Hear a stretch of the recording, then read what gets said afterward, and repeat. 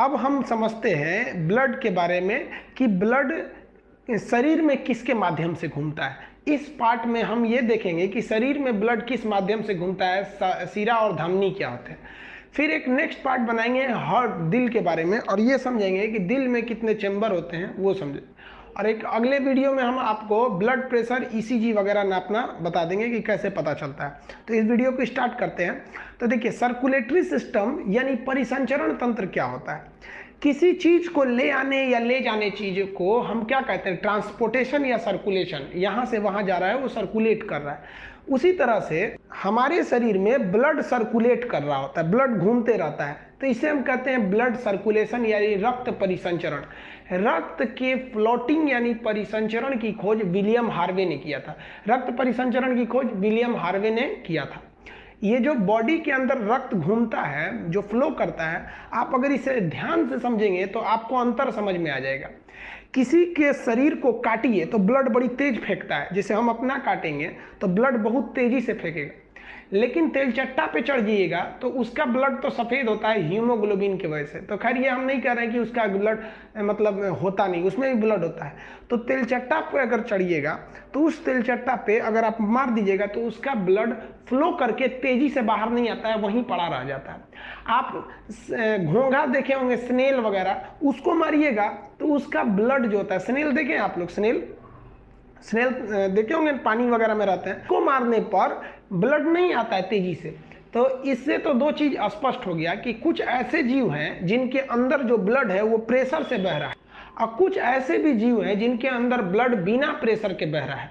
तो देखिए, प्रेशर लगाने के लिए आपको क्या चाहिए, एक खास नली चाहिए। बिना नली यानी बिना पाइप के आप प्रेशर नहीं लगा सकते। आप पानी को इसे जमीन पे छीट के इसे पैर से मार मार के प्रेशर बना लीजिएगा, नहीं बना पाइएगा।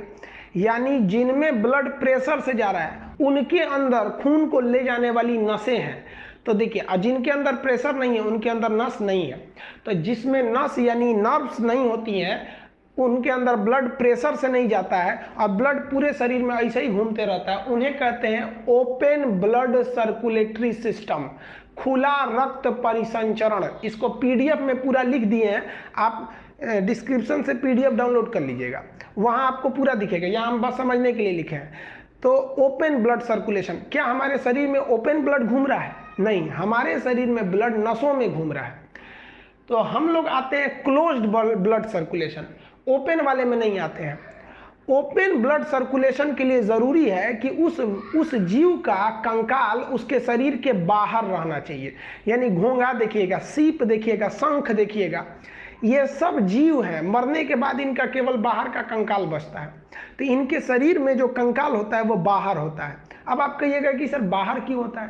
तो बाहर इसलिए होता है कि रक्त को घूमने के लिए तो नस है ही नहीं है, कोई ब्लड वेसल नहीं है, और अगर बाहर कंकाल नहीं रहेगा तो ब्लड बाहर आके इकट्ठा हो जाएगा, तो किसी और ब्लड ज़्यादा हो जाएगा, किसी और ब्लड कम हो जाएगा। तो इसीलिए उनके बाहर कंकाल रहता है ताकि ब्लड के फ्लो से उनकी आकृति न बदले। तो आपसे कहेगा क्वेश्चन कि ओपन ब्लड सर्कुलेशन की परिभाषा, तो तीन चीज याद रखिएगा।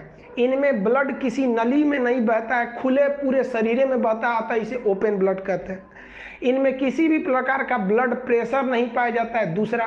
तीसरा, इनका कंकाल इनके शरीर के बाहर रहता है। जैसे घोंघा, सीप, शंख इत्यादि किस में आते हैं? ओपन ब्लड सर्कुलेटरी में आते हैं। तेलचट्टा, कीड़े मकोड़े, ये सब किस में आते हैं? ओपन ब्लड में आते हैं। ब्लड प्रेशर से नहीं बहता है उनके शरीर में, समझ में?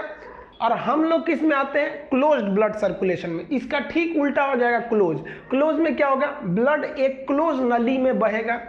नली में बहने की वजह से उनमें एक खास प्रेशर होगा। जैसे हम लोग का ब्लड का प्रेशर होता है 120/80, वो अभी समझ जाएंगे कि क्या होता है 120/80, और आपको निकाल के दिखा देंगे कि कैसे निकाला जाता है। तो हम लोग में एक प्रेशर होगा। दूसरा, हम लोगों में जो हड्डियां होती है वो शरीर के अंदर होती हैं, बाहर नहीं होती हैं, समझ में? हम लोग की हड्डियां शरीर के अंदर होती है, बाहर चमड़ा और मांस होता है। तो ये हो गया क्लोज सर्कुलेटरी सिस्टम। अब कुछ ऐसे जीव होते हैं जिनमें मिक्स्ड सर्कुलेटरी सिस्टम पाया जाता है। अब ये मिक्स्ड सर्कुलेटरी सिस्टम क्या होता है? इनमें कुछ जीव के शरीर के कुछ हिस्से में ब्लड नस के माध्यम से जाता है और कुछ हिस्से में ऐसे ही खुला बहता है। जैसे मान के चलिए कि कोई ऐसा जीव है, जैसे सिंपल एग्जांपल मछली का, तो मछली का जो पूंछ का एरिया है या फिर फ्लैपर पंख वगैरह है, उसमें जो ब्लड जाता है वो नली के माध्यम से जाता है, वेसल के माध्यम से। अब जो शरीर, मछली के शरीर जो होता है उसमें नस नहीं होती है, इसलिए मछली को काटिएगा तो ब्लड उस रफ्तार से नहीं फेंकेगा जिस रफ्तार से मुर्गा काटने वक्त फेंकता है। तो वैसे जीव जिनके शरीर की कुछ दूरी तक नस रहती है उसके बाद नस नहीं रहती है, उन्हें मिक्स्ड ब्लड सर्कुलेटरी सिस्टम कहते हैं। समझ में आप लोग को? तो ब्लड सर्कुलेशन का कितना हिस्सा हो गया? हम लोग 3 हिस्सा देखें।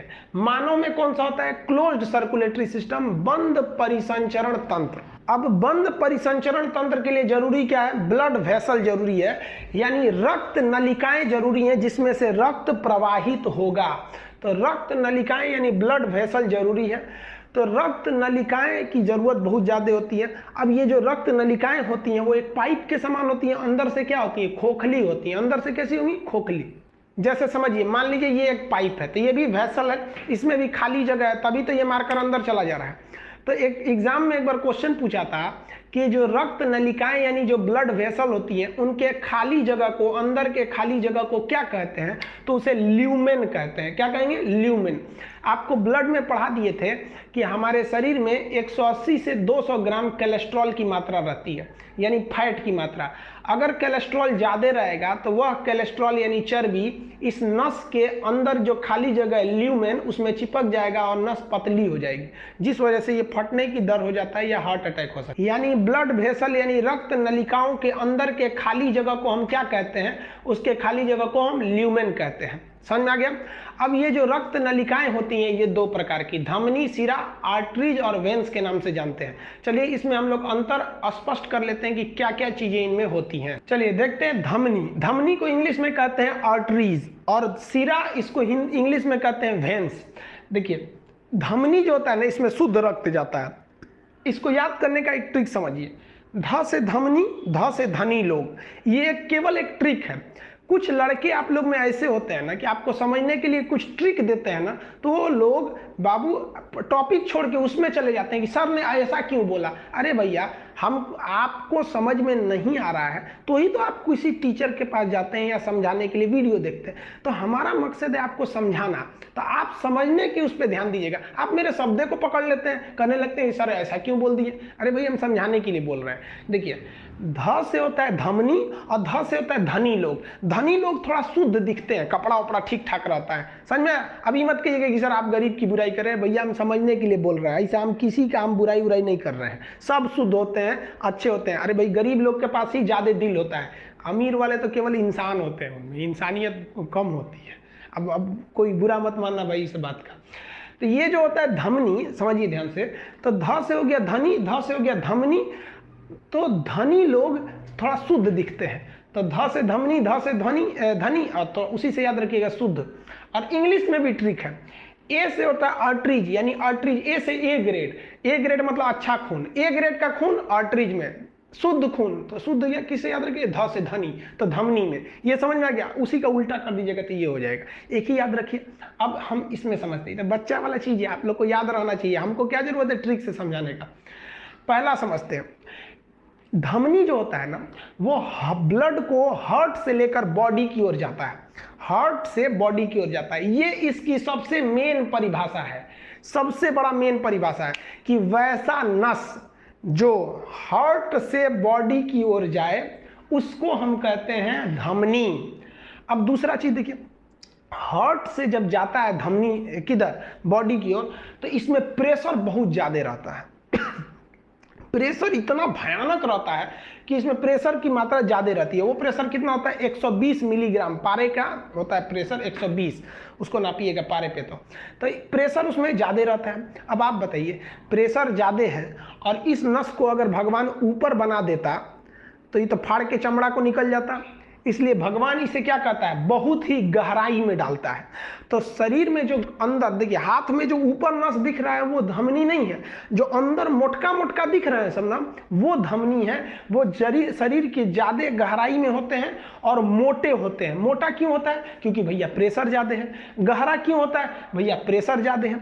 इसमें किसी भी प्रकार का वाल्व नहीं लगाया जाता है। वाल्व उस दरवाजे को कहते हैं जो एक ही ओर खुलता है, दूसरे ओर नहीं खुलता है। जैसे आप हैंडपंप में चलाते होंगे तो पंप में एक वाल्व लगा होता है, नल में पानी नीचे से ऊपर खींच लेता है और वापस जाने नहीं देता है, कभी कभी वही वाल्व घिस जाता है तो पानी वापस चला जाता है। साइकिल में भी एक वाल्व लगा होता है कि हवा इधर से भरिएगा तो भर जाएगा और उधर से आने नहीं देगा। तो इसमें किसी भी प्रकार का वाल्व नहीं होता है। अब आप कहिएगा कि सर ये कैसे, तो देखिए इसमें वाल्व लगाने की जरूरत क्या है, क्योंकि जो नस में ऐसे हार्ट अगर ब्लड को पंप किया है तो ससुरा अपने हुमच के पंप किया, उनको आने का सवाल पैदा नहीं होता है। तो भगवान वाल्व लगा लगा के वाल्व बर्बाद थोड़े करेगा। तो हार्ट इतना ना हुमच देता है, हुमचने का मतलब समझते हैं, सीबीएसई वाला ध्यान से समझेगा, वो हुमचने का मतलब है नहीं समझेगा, तो एकदम हड़ा है कोच देता है एकदम कि जो उधरे रहो, तो पूरा तेजी से ब्लड उधर जाता है, लौटने का सवाल पैदा नहीं होता, इसलिए इसमें वाल्व नहीं होते हैं। ये लाल रंग का होता है, इसमें ब्लड की मात्रा ज्यादा होती है और ये लाल रंग का होता है। समझ में आया? ये तो पहले बता दिए, इसमें शुद्ध रक्त बहता है। शुद्ध रक्त का मतलब ऐसा नहीं कि खूब साफ होगा, उस रक्त में ऑक्सीजन रहता है, इसीलिए उसे क्या कहते हैं, शुद्ध रक्त, शुद्ध रक्त। अब देखिए कुछ लोग कहते हैं कि सर इसका एक अपवाद है। क्या अपवाद है? फुसफुस धमनी। फुसफुस मतलब होता है फेफड़ा, आपको श्वसन तंत्र में पढ़ा दिए, यानी पल्मोनरी आर्टरीज, पल्मोनरी आर्टरीज। फुसफुस धमनी को क्या कहते हैं? Pulmonary arteries. आप कहिएगा सर इसका एक अपवाद है। फुसफुस धमनी, ये तो धमनी है, धमनी में शुद्ध जाना चाहिए, लेकिन फुसफुस धमनी में अशुद्ध, अशुद्ध मतलब बिना ऑक्सीजन वाला ब्लड जाता है। तो मेरे भैया ये अपवाद नहीं है, ये आपके कंसेप्ट की कमी है। देखिए हम आपको धमनी की मुख्य परिभाषा क्या बताए हैं, वह नस जो हार्ट से बॉडी के किसी पार्ट की ओर जाए। अब एक बात बताइए, हार्ट में जब ब्लड आता है तो वो पंप करने से पहले उस ब्लड को फेफड़ा को देता है कि रे रे भैया रे, इनमें ऑक्सीजन मिला, ऑक्सीजन मिला, अब मिलाने के बाद तुम वापस दे, तब हम इसको पूरे शरीर में भेजेंगे। तब एक बात बताइए, हार्ट क्या डायरेक्ट बॉडी को देता है? नहीं, पहले वो फेफड़ा को देता है। फेफड़ा को क्या करता है? देता है।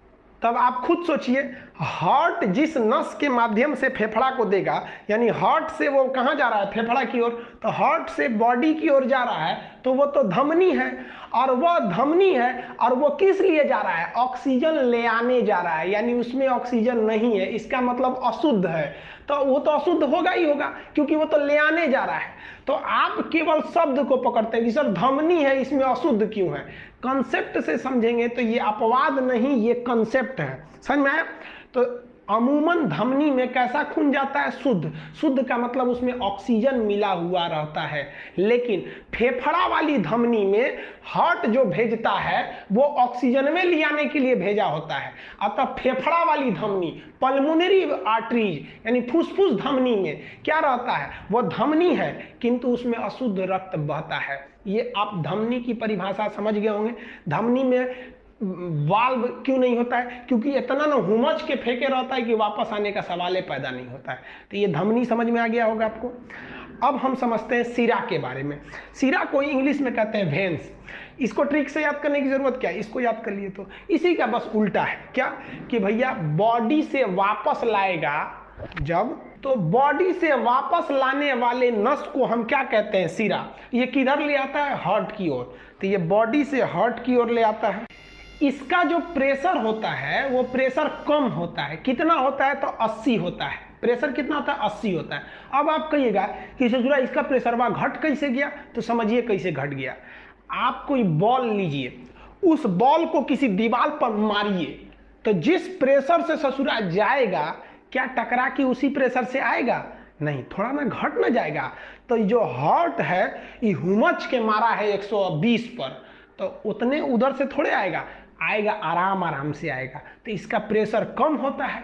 अब ससुरा प्रेशर कम होता है ना, तो भगवान को लग गया इस बात का डर कि कहीं ससुरा प्रेशरवा इतना न कम हो जाए कि ब्लडवा ओनिए का ओनिए रहले रह जाए, चाहे टकरा के ऐसे आए और प्रेशरवा घट जाए तो वापस लौट जाए। तो पता चला ब्लड पंप किया पैर की ओर, ससुरा पैरे में रह गया, तो इतना मोटा हो जाएगा पैरवा, ले भाई फाइलेरिया टाइप का, तो वो तो दूसरी बीमारी है।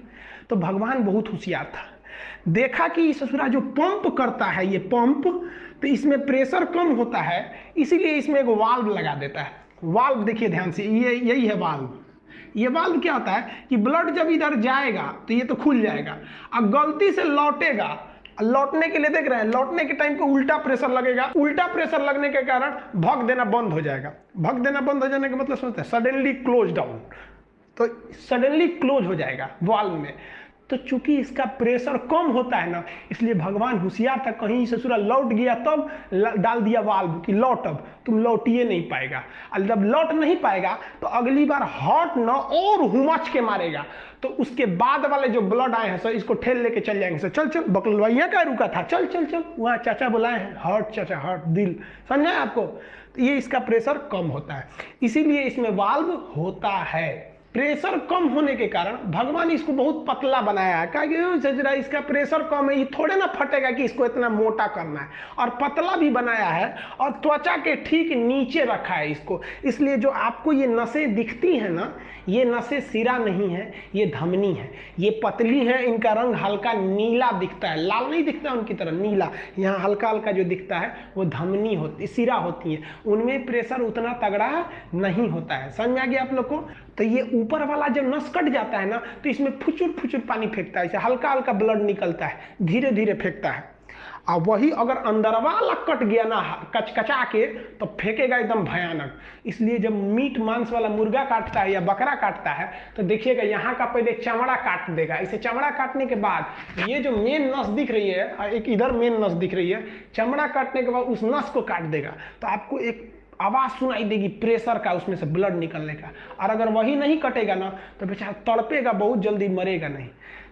फिल्म उलिम में देखिएगा ना, लड़की सब नौटंकी करती है, सर तुमने मुझे धोखा दिया, जाओ मैं अपना नस काट लूंगी।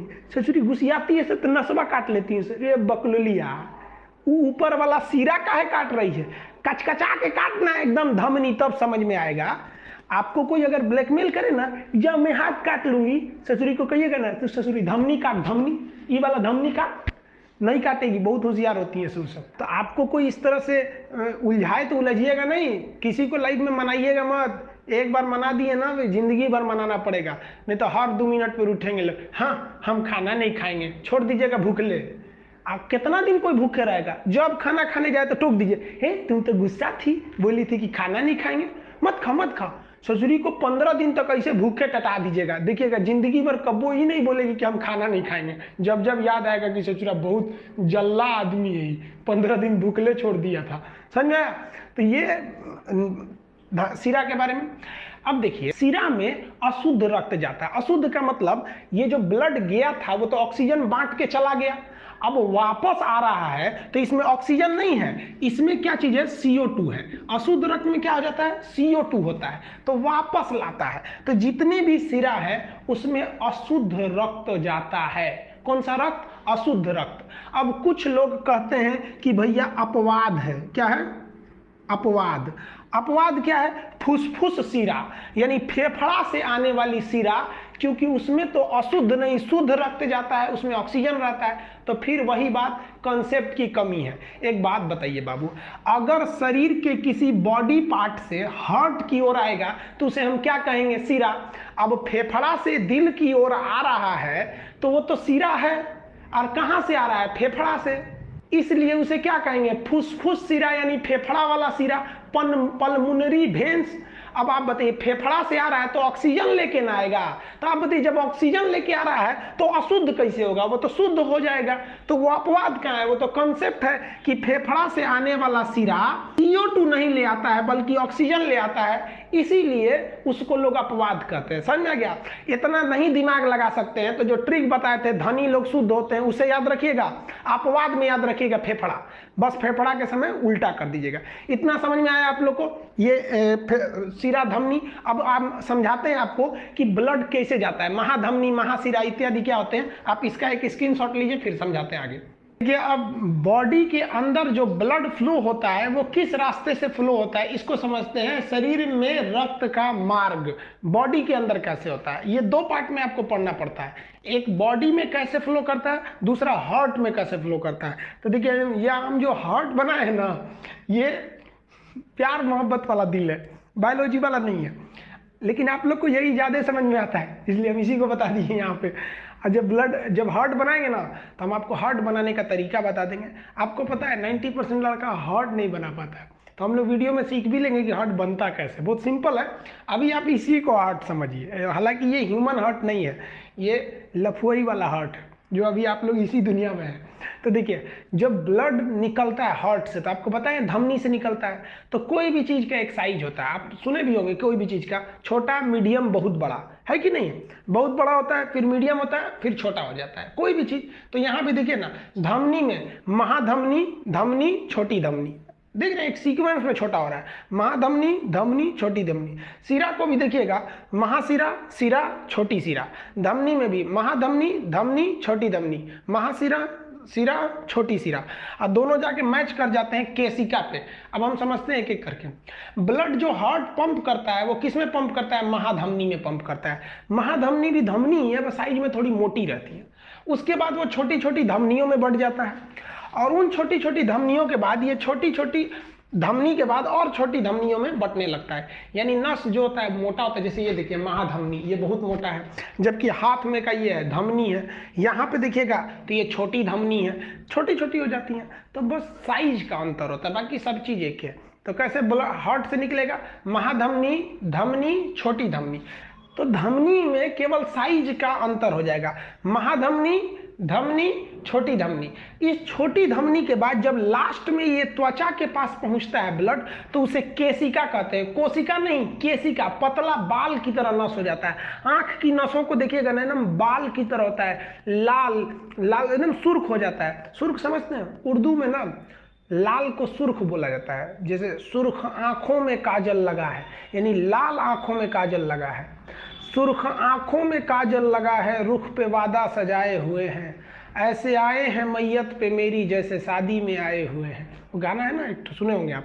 तो आंखों में क्या होती है? धमनी नहीं होती, केशिका होती है। बहुत पतली नस को केशिका कहते हैं। एक्चुअली जब कहीं कटता है तो थोड़ा थोड़ा देखते होंगे ब्लड आता है, एकदम हल्का हल्का। तो वो धमनी नहीं कटती है, वो केशिका कट जाती है। आपका कहीं दीवार में रगड़ा जाएगा तो हल्का हल्का ब्लड आएगा, वो क्या है? केशिका है। लास्ट स्टेशन होता है केशिका। ये हार्ट जो था, फेफड़ा के मदद से ऑक्सीजन लिया और इसको पूरे ऑक्सीजन को फैला दिया। यहाँ जाते जाते ऑक्सीजन खत्म। अब यहाँ से अब CO2 को लेके आएगा। कौन ले आएगा? अब वही रास्ता, फिर छोटी सिरा, छोटी सिरा के बाद सिरा, सिरा के बाद महासिरा, महासिरा के बाद हार्ट। हार्ट क्या करेगा? वो किसको देगा? फेफड़ा को। क्या करेगा? ऑक्सीजन मिला, इसमें ऑक्सीजन मिला के वो किसको दे देगा? हार्ट को। हार्ट फिर क्या करेगा? महाधमनी, धमनी, छोटी धमनी, केशिका। केशिका से ब्लड घूमेगा वापस, छोटी सिरा, सिरा, महासिरा, हार्ट। समझ में आया? इंग्लिश में देखेंगे तो हार्ट से निकलेगा तो एरोटा, आर्टरीज, आर्टियोलेस, कैपिलरी। इधर से निकलेगा तो फिर वेनलेट, वेन, वेना कावा। फिर heart, aorta, arteries, arterioles, capillary, venule, vein, vena cava, फिर हार्ट में चला जाएगा। समझ में आ गया आप लोग को? ये रक्त का मार्ग था शरीर में। अब आपसे एक क्वेश्चन पूछेगा, ये तो आपको पता है कि धमनी में क्या बहता है? शुद्ध, और सिरा में क्या बहता है? अशुद्ध रक्त बहता है। अब यही क्वेश्चन पूछ देगा कि वह कौन सा ऐसा नस है जहां शुद्ध और अशुद्ध जाके मिल जाते हैं, यानी उसमें आपको शुद्ध भी मिलेगा, अशुद्ध भी मिलेगा। तो वो होता है केशिका। पतली नसों को क्या कहते हैं? केशिका कहते हैं। ब्रेन वगैरह में, त्वचा वगैरह में जो पतली नसें होते हैं वो केशिका होती है। ये अच्छे से ध्यान से समझिएगा, इस चीज को समझ गए होंगे। अब यही जब हार्ट में जाएंगे तो हार्ट में आपको ब्लड का 6 ठो रास्ता मिलेगा, जिसमें बेसिकली आप 4 चैम्बर जानते हैं ना, तो उसमें दायां नीले, बायां नीले, दायां अलिंद, बायां अलिंद, ये सब होते हैं। तो ये जब याद रहेगा तो हम हार्ट वाले पार्ट में आपको बोलेंगे, जब हम हार्ट पढ़ाएंगे तो उसमें केवल हार्ट के अंदर का रास्ता बता देंगे। फिर आपको बाहर निकालने वाला ये रास्ता याद रहना चाहिए और फिर अंदर लाने का रास्ता याद रहना चाहिए। हम हार्ट वाले चैप्टर में फिर नहीं बताएंगे आपको कि महाधमनी क्या है, महाशिरा क्या है। समझ में आ गया? अब देखिए, ये जो ब्लड फ्लो हो रहा है, इस ब्लड के फ्लो होने से हमारे शरीर में टेम्परेचर बना रहेगा, क्योंकि ऐसे कोई भी चीज़ को ऐसे रगड़िएगा, फ्लो कराइएगा, गति कराइएगा तो उसमें ऊष्मा उत्पन्न होती है, तो हमारा शरीर गर्म रहता है। तो इस आधार पर जीवों को 2 भाग में बांटते हैं, समतापी जीव और विषमतापी जीव। Cold blooded animal and hot blooded animal. आप इसका स्क्रीनशॉट लीजिए, फिर हम समतापी विषमतापी को नेक्स्ट वीडियो में बताएंगे, नहीं तो ये वीडियो बहुत लंबा हो जाएगा। फिर हार्ट के बारे में भी बताएंगे अगले वीडियो में।